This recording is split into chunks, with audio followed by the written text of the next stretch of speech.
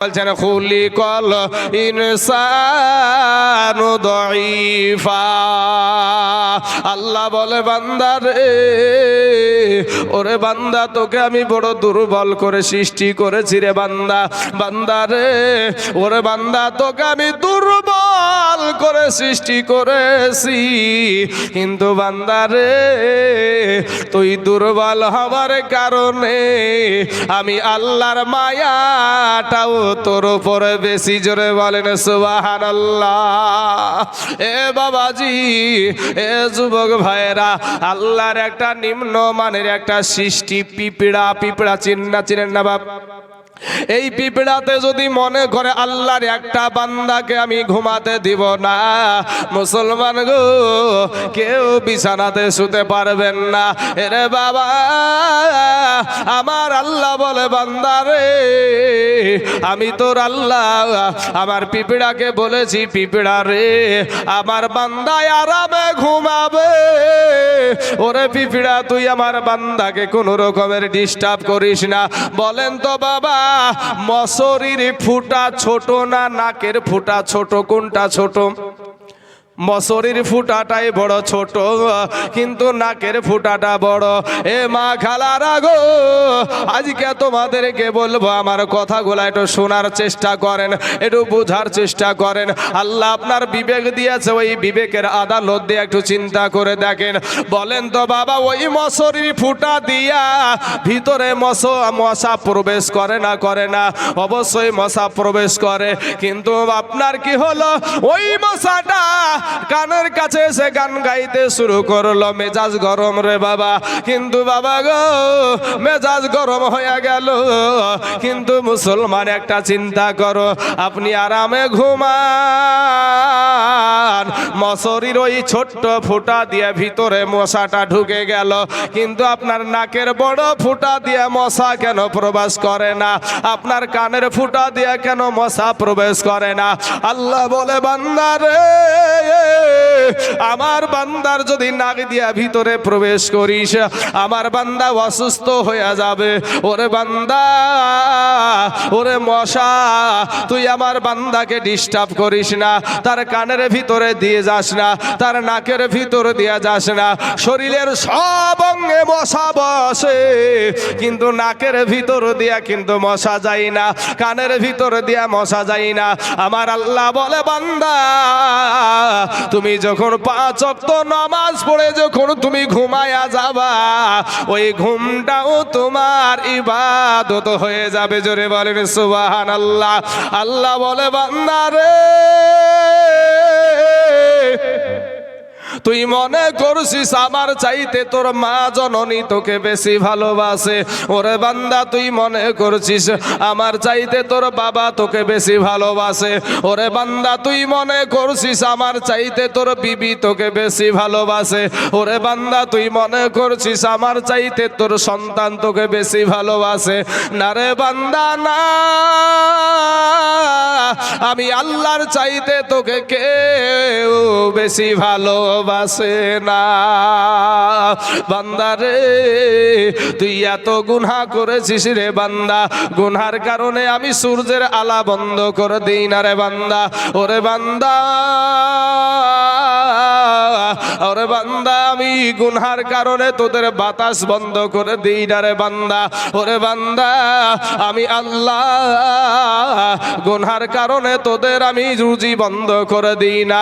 এ মুসলমান, একটা বার দিলখানা একটু নরম করে দিবেন। আমাদের আদি পিতা হযরত আদম আলাইহিস সালাম, এটা অনিচ্ছাকৃত ভুলের কারণে, নবীরা কোনোদিন ভুল করে না বাবা, নবীদের কোনো ভুল ছিল না বাবা, এটা সুন্নিয়াতের আকীদা না। এ মুসলমান, নবী আদম নবীর বাবা অনিচ্ছাকৃত ভুল, ইচ্ছাকৃত ভুল নয় রে বাবা। অনিচ্ছাকৃত ইচ্ছাকৃত ভুলের কারণে আমার আল্লাহ পাক তার শরীর থেকে জান্নাতি পোশাক নিয়ে নিলেন। কিন্তু মুসলমান যুবক রে, এরে মাস্তান ভাই, আজকে তোমার ওয়াজ নসিহত ভালো লাগে না, আজকে তোমার মসজিদ ভালো লাগে না, মসজিদ মৌলভী সাহেবের ইমাম সাহেবের সোহবত তোমার ভালো লাগে না, ওলিয়া উলিয়াদের সোহবত তোমার ভালো লাগে না। এরে যুবক, তুমি এত গুনাহ করো, এত গুনাহ করো, কোনদিন আমার আল্লাহ তোমার শরীরের পোশাক খুলে তোমাকে বেইজ্জতি করে না। কারণটা কি? কারণটা এর জন্য তোমার বাহাদুরি করার কোনো বিষয় না, তো এর জন্য তোমার কোনো বাহাদুরি করার বিষয় হয় না। ভাই রে, আমরা হইলাম শ্রেষ্ঠ নবীর উম্মত, আমরা হইলাম আখিরি জামানার নবী। ওই নবীর উম্মত হওয়ার কারণে আমার আল্লাহ তোমাকে ছাড় দিয়েছে। জোরে বলেন সুবহানাল্লাহ। এ বাবারা, ও সোনামানিকেরা, এরপরে আমার আল্লাহ পাক আদম নবীর একটা অনিচ্ছাকৃত ভুলের কারণে আমার আল্লাহ জান্নাত থেকে দুনিয়ার জমিনে পাঠায়া দিলেন। মুসলমান ভাইয়েরা রে আমার, এ যুবক ভাইয়েরা, আমার মা খালা শুনে যান, আপনি এত গুনাহ করেন রে বাবা। আমাদের সমাজে মদখোর আছে না নাই বাবা? মদখোর আছে, গাঁজাখোর আছে, তাড়িখোর আছে, হিরোইন খোর আছে। এরপরে বাবা আমার আল্লাহ কিন্তু তাকে বাড়ি থেকে বের করে দেয় না, তার বাসভবন থেকে কোনো সময় বাইরে ফেলায়া দেয় না। আমার আদম নবীকে জান্নাত থেকে দুনিয়ার জমিনে পাঠায়া দিলেন। কিন্তু বাবা গো, আমার আল্লাহ আমাদের বাড়ি থেকে অন্য জায়গায় আমাদেরকে ফেলায়া দেয় না। এত গুনাহ করো রে যুবক, এরপরেও তুমি মনে করিও না যে আমি বড় মস্তান, আমি বোধহয় মনে হয় আল্লাহওয়ালা। না রে ভাই না, আমরা হইলাম নূর নবীর উম্মত, আমরা হইলাম আখিরি জামানার নবী। যেই নবীর কারণে আমার আল্লাহ আসমান সৃষ্টি করেছে, যেই নবীর কারণে আল্লাহ জমিন সৃষ্টি করেছে, যেই নবীর কারণে আল্লাহ আপনাকে সৃষ্টি করেছে, ওই নবীর কারণে আপনাকে আল্লাহ ছাড় দিয়েছে। জোরে বলেন সুবহানাল্লাহ। এ যুবক ভাইরা, আমরা জানি যে আদম নবী যখন দুনিয়ার জমিনে আসে, একজনকে বাবা শ্রীলঙ্কায় আর একজনকে জিদ্দাতে ফেললো রে বাবা। 1 বছর 2 বছর নয়, 100-200 বছর নয়, 300 মতান্তরে 350 বছর স্বামী স্ত্রী আলাদা ছিল না, ছিল না বাবা? স্বামী স্ত্রী আলাদা ছিল। কিন্তু যুবক রে, কত মিথ্যা কথা বলো, কত গিফত করো, কত মানুষের হক মেরে খাও, কত চুরি করছো, ডাকাতি করছো, ভাই রে, মদও খাও, গাঁজাও খাও। এরপরেও আমার আল্লাহ তোমার থেকে তোমার বিবিকে আলাদা করায়া দেয় না, এরপরেও তোমার বিবিকে অন্য কোথাও পাঠায়া দেয় না, এরপরেও তোমার বিবিকে অন্য জায়গায় ফেলায়া দেয় না। এটাতে তোমার কোনো বাহাদুরি না, সেটা হলো আমার দয়ার নবী মদিনাওয়ালার মজে, যার কারণে। জোরে বলেন সুবহানাল্লাহ। এ মুসলমান, এরা আমার কালেমার মা, 1 বছর নয়, 2 বছর নয়, আমার নবীর ওসিলা দিয়া আদম নবী বাবা যখন ক্ষমা পাইলেন, 1 বছর 100, 200, 300 বছর পরে যখন ক্ষমা পাইলেন, ও মুসলমান যুবক, আমরা শেষ নবীর উম্মত, আমরা বাবারে, ও সোনা মানিকের, আমরা শ্রেষ্ঠ নবীর উম্মত। নবীদেরও নবী, আমাদেরও নবী, আসমানের নবী, আসমানের নবী, জমিনের নবী, পাহাড়ের নবী, গাছপালা তরুলতা বৃক্ষদের নবী, মহিলাদের নবী, সেই নূর নবীর উম্মত হওয়ার কারণে আপনি একটা ভুল কাজ করে ফেলেছেন, আপনি একটা সুদ ঘুষ খেয়েছেন, আপনি ভালো রকম ভুল কাজ করেছেন, কবিরা গুনাহ করে ফেলেছেন। আপনি মাঠে করেন, ঘাটে করেন, জঙ্গলে করেন, বাড়িতে করেন, দোকানে করেন, বাজারে করেন, ওখানেই যদি মনে হয় আমি বড় ভুল কাজ করেছি, দিলখানা একটু নরম করে দেন, দিলখানা একটু নরম করে দিয়া নিজে লজ্জিত হওয়ার পরে আল্লাহর কাছে চোখের পানি ছেড়ে দেন।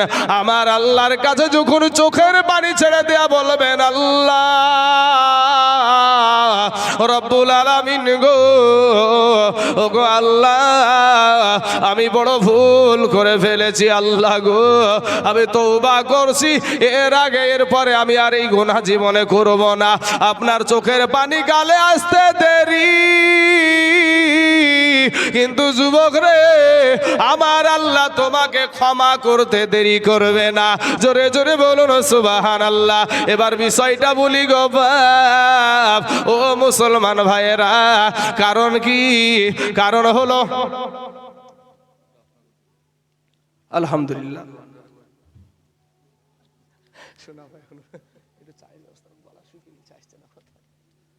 বাবাজি আমার সোনা মানিকের আমার ভাই জানেরা, যাই হোক, একজন যুবক ভাই আমাকে খুশি হয়ে 300 খান টাকা দিয়েছে।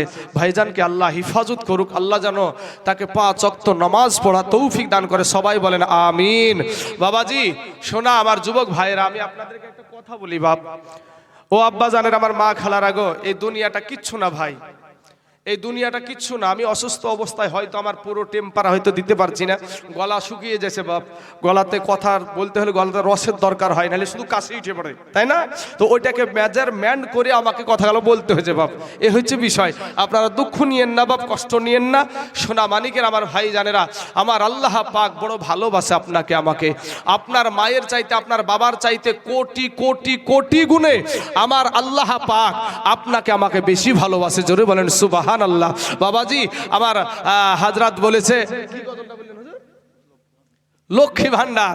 হ্যাঁ সুবহানাল্লাহ, লক্ষ্মী ভান্ডার মানে আমাদের এই যে দিদি, এটা তো পশ্চিমবাংলা নাকি, তো লক্ষ্মী ভান্ডার আপনার এগুলা চলে। আর যখন আপনার মসজিদ মাদ্রাসায় কালেকশন করি না, তো ওই গজল ধরি, লক্ষ্মী ভান্ডারের গজল। হ্যাঁ, দিদি দিল লক্ষ্মীর ভান্ডার রে, খুশি হইল বৌদিরা সবাই, দিদি দিল লক্ষ্মীর ভান্ডার রে, খুশি হইল বৌদিরা সবাই।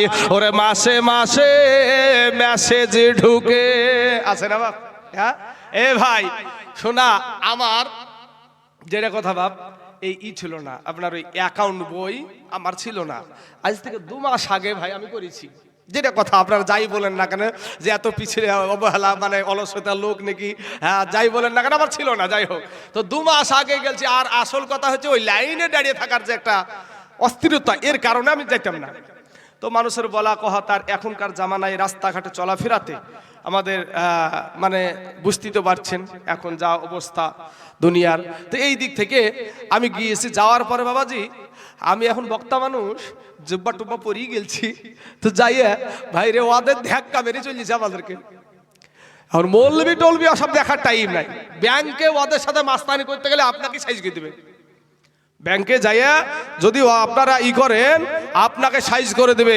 যে মহিলাদের কথা আমি বলছিলাম বাবা, এই মহিলাদের যে ইজ্জত ছিল না, সম্মান ছিল না, আজ এরা ভাবছে যে আমাদের সরকার বলছে, সরকার যখন মহিলাদেরকে খুব সম্মান দিচ্ছে, আসলে কি সরকার সম্মান দিচ্ছে? সম্মান সরকার দিচ্ছে না বাবা, আরো মহিলাদেরকে বেইজ্জতি বানাচ্ছে। আজ পর্যন্ত বলেন তো বাবা, যারা সামাজিক মানুষ, যারা ভালো মানুষ, এই আলেম উলামা বা বৃদ্ধ বাবজিরা একটা এই টাইট পোশাক পরা নারীদেরকে পছন্দ করে? দেখতে পারে? ওদেরকে মন থেকে অন্তর থেকে দেখতে পারে? চাচা দেখতে পারে না, ঘৃণার নজরে দেখে, ঘৃণার নজরে দেখে, তাই না? অথচ ও মনে করে, কে কি মনে করলো, ও দেখার টাইম নাই। তুই কবরে যাইয়া দেখ তোর বাসের লাঠি রেডি।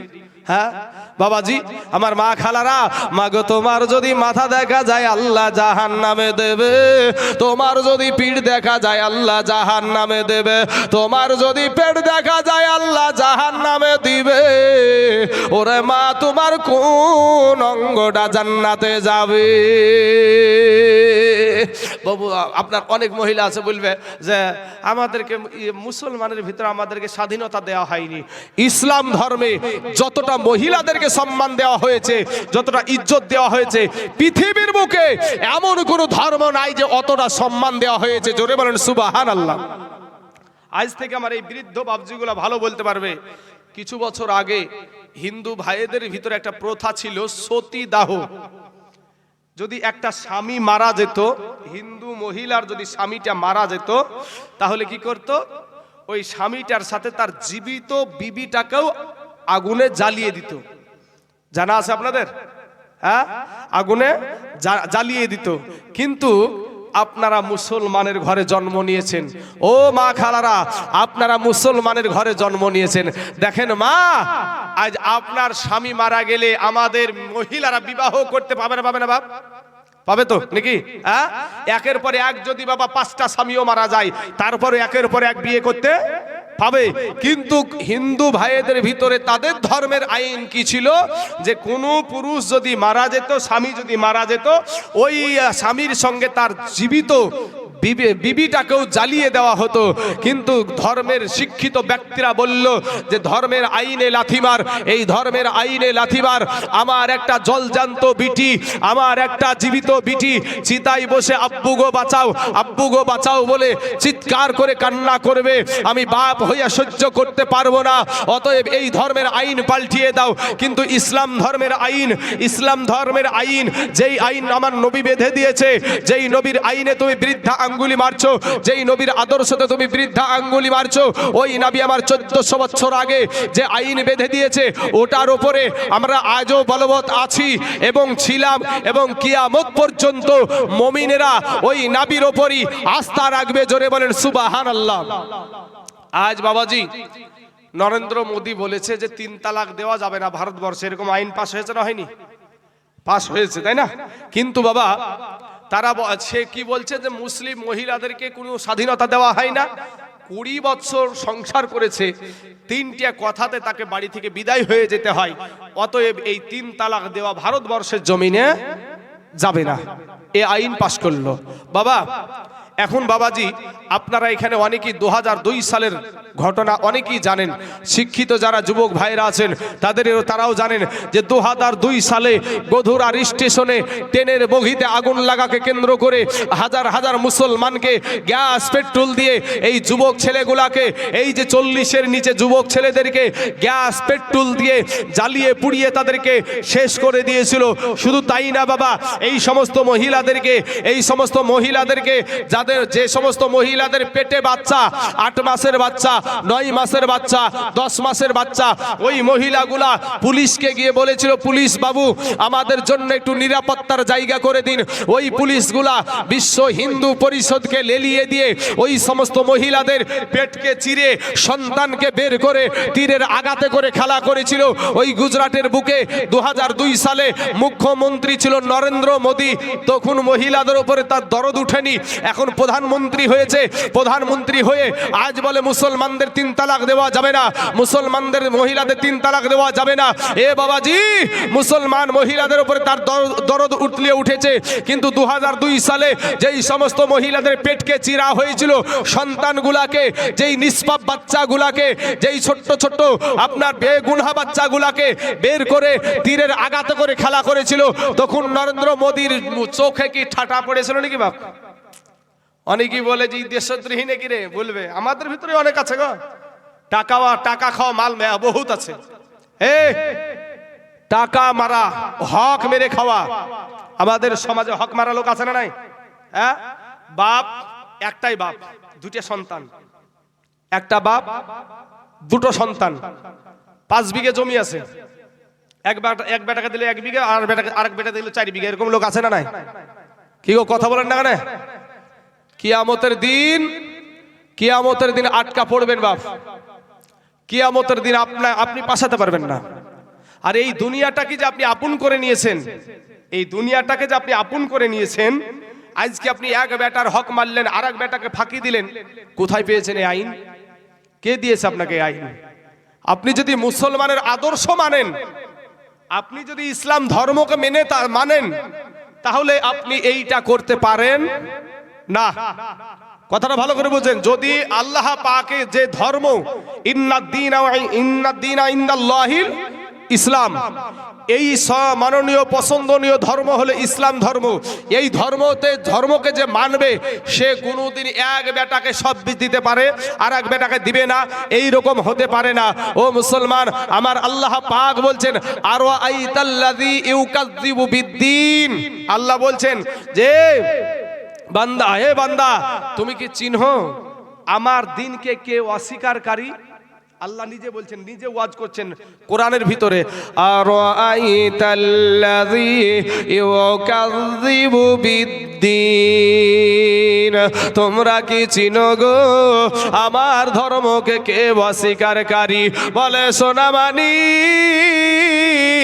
আল্লাহ নিজেই চিনহায়া দিয়েছেন, ফাযালিকাল্লাযী ইয়াদউল ইয়াতীম, তারা হইল ওই ব্যক্তি যারা এতিমদেরকে ধাক্কা দেয়, যারা এতিমদেরকে ধাক্কা দেয়, তারা ইসলাম ধর্মকে মানে না, ইসলাম ধর্মকে পছন্দও করে না। যদিও নামাজ পড়ে এরপরও এতিমের হক মেরে খায়, এরপরও বেটাকে ফাঁকি দেয়, বিটিকে ফাঁকি দেয়, এ নামাজে কাজ হবে না, কবরে জবাবদিহি করতে হবে। কিন্তু আমার কোনো ভাইকে যদি এরকম ভাবে ফাঁকি দেয়, আপনি আপনার বাবার গায়ে হাত তুলবেন না, আপনি আপনার বাবাকে কষ্ট দিবেন না, আপনি আপনার বাবা মায়ের জায়গাতেই রাখবেন, কারণ এর জন্য আটকা পড়তে আল্লাহর আদালত থেকে কেউ ছাড় পাবে? বাপ কেউ ছাড় পাবে না। ভাই আমার যুবক ভাইদেরকে বলছি, যুবক তুমি আমার কালেমার ভাই, তুমি আমার দুশ্মন না ভাই, তুমি আমার কালেমার ভাই। আমার বাড়ি সেই সুদূর ওই বর্ডারের কোলে হতে পারে, কিন্তু ভাই আমাদের একই তারে আমরা জোড়া, যে আপনি আমার কালেমার ভাই। এটা কথা ঠিক না ঠিক? হ্যাঁ, আজ এই রাস্তা এখান থেকে যেতে গিয়ে যদি বাবাজি রাস্তার মাঝে থেকে আমি হুজুরকে ফোন দিই যে হুজুর আমাকে বিধর্মীরা আমাকে আক্রমণ করেছে, আপনারা ব্যথা পাবেন না পাবেন না? আমি যদি শুনতে পাই যে আপনাদেরকে বিধর্মীরা আঘাত করছে, আমার অন্তরে ব্যথা লাগবে না লাগবে না? আরে বাবা, এটা তো ভারতবর্ষ, ফিলিস্তিনের জমিনে ছোট্ট ছোট মুসলমান বাচ্চাগুলাকে মারছে, বলেন আমাদের ভিতরে কলজেতে আঘাত লাগে না লাগে না? প্রত্যেকটা মুসলমানের কলজেতে আঘাত লাগে, কিন্তু যার লাগে না সে মুসলমানই না, যার আঘাত লাগে না সে মুসলমানই না। বাবাজি আমার ভাই জানেরা, আমার পর্দার আড়ালের মা খালা, ও মা গো শুনেন মা, আপনার স্বামীর খিদমত করেন, আপনার স্বামীকে ভালোবাসেন, আপনার স্বামীকে আপনি স্বাধীনতা দেন। আপনার আজকে দেখেন, আজ এই যুবকেরা কত মাকে খেতে দেয় না, কত আব্বাকে খেতে দেয় না, কেন? বিবি আর সন্তান নিয়ে আনন্দ করে থাকে না থাকে না? থাকে তো, কিন্তু বাপ মার খোঁজ নেয় না, এরকম যুবক আছে না? আচ্ছা বাবাজি, আপনাদের এখানে জেলখানা কোথায়? মুরারই জেলখানার রংটা সাদা না লাল? লাল ঘর, ওটা দেখবেন লাল রঙের আছে জেলখানাটা। বাবাজি শোনা, জেলখানা লাল ঘরই হয়। তো বলেন তো, আপনাদের এই গ্রামে কটা সন্তানের নামে মায়ে কেস করেছে? আছে একটা? কি কথা বলেন না কেন? আছে গো? নাই। আর আপনাদের গ্রামের ছেলেকে পরের বিটি আইসিয়া ওর বাড়িতে থাকলো, খাইলো দাইলো, তারপরে কিছুদিন পরে একটা ঝামেলা সৃষ্টি হয়ে গেল, তারপরে ওকে ওই মুরারই লাল ঘর দেখাইছে, দেখায়নি? এরকম আছে না নাই? এ যুবকরা শোন ভাই, তোদেরকে বলছি ভাই, তোর পা দুখানা আগায়া দে ভাই, তোর পায়ে হাত দিয়ে বলি মাস্তানি করিস না ভাই, যৌবনের বাহাদুরি দেখায়ও না ভাই। শোনা, তোমাদের পা দুখানা আগায়া দাও, আমি তোমাদের পায়ে হাত দিয়ে বলি ভাই মাস্তানি করিও না ভাই। মসজিদে এসো, আমার ইমাম সাহেব ভাই আছে, ওর কাছে একটু একটু করে শিখো ভাই। একটা সেকেন্ডের আযাব সহ্য করতে পারবে না ভাই, একটা সেকেন্ডের আযাব। 500 বছরের রাস্তা, জাহান্নামের আগুন দূরে থাকতে আপনার আমার দেহের চামড়াগুলা খসে খসে জমিনে পড়ে যাবে ভাই। তোমার মাকে কষ্ট দিও না, কারণ যেই মা 10 মাস আপনাকে পেটে রেখেছে, ওই মাকে আপনি ভূমিষ্ঠ হওয়ার পর থেকে নিয়ে মৃত্যু পর্যন্ত যদি মায়ের সেবা করেন, 1 ফোঁটা মায়ের দুধের ঋণ শোধ করতে আপনি পারবেন না। অতএব বাপ যদি ফাঁকি দেয়, মা যদি ফাঁকি দেয়, তাহলে ওই বাপ মাকে সন্তানকে আঘাত করতে পারবে? আঘাত করতে পারবে না। কিন্তু বিচারে কিন্তু ওকে পড়তেই হবে, আদালতে পড়তেই হবে। আপনি কারো হক মারবেন, একটা হলো হুকুকুল্লাহ আর একটা হলো হুকুকুল ইবাদ। একটা হলো আল্লাহর হক, একটা হলো বান্দার হক। যেটা আল্লাহর হক, যেটা আল্লাহর হক, যেমন নামাজ পড়া, রোজা রাখা, হজ করা, যাকাত দেয়া, ফিতরা দেয়া, ওসুর দেয়া, এই যে এইগুলা, তো এইগুলা আপনি করলেন না। আল্লাহ কিন্তু অতি দয়ালু। আল্লাহর নাম হলো রহমান, আল্লাহর নাম হলো রহিম, আল্লাহর নাম সত্তার, আল্লাহর নাম হান্নান। আল্লাহ পাক আপনাকে ক্ষমা করে দিতে পারে চাইলে, কিন্তু হুকুকুল ইবাদ যেটা বান্দার হক, আমি আপনাকে আঘাত দিলাম, এই আঘাত দেওয়ার কারণে আপনি যদি আমাকে ক্ষমা না করেন, আল্লাহ ক্ষমা করবে না। মাস্তানি করিয়েন না ভাই, যৌবন এই রক্তের বাহাদুরি দেখায়েন না, রক্তের বাহাদুরি দেখায়েন না ভাই, কখন জানি আজরাইল এসে আপনাকে নিয়ে যাবে। একবার মহাব্বতের সহিত দুরূদ শরীফ পড়েন, আল্লাহুম্মা